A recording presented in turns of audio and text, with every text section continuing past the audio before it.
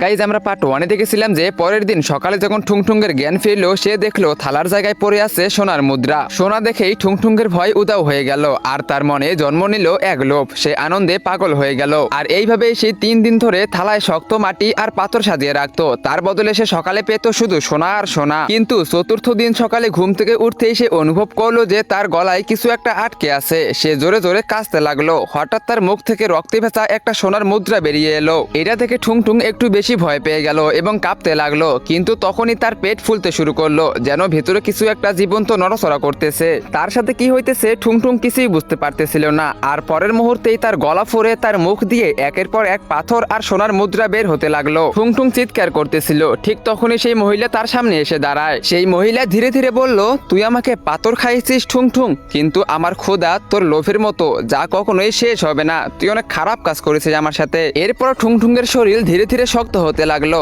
আর কিছুক্ষণের মধ্যেই সে পাথরে পরিণত হয়ে গেল। তার মুখে চিরকালের জন্য জমে রইল মৃত্যুর ভয়। এরপর মহিলাটি ঠুংঠুঙ্গের কানের কাছে এসে ফিসফিস করে বলল, মনে রাখিস আজ রাত 12টার পর তোর বাড়ির বাইরেও একটা থালা থাকবে, যদি তুই ভিডিওতে লাইক এবং চ্যানেলটিকে সাবস্ক্রাইব না করিস। আর শোন, টিকটক ফেসবুক থেকে দেখে থাকলে অবশ্যই ফলো করে দিবি আর কমেন্টে তোর নাম বলে যা।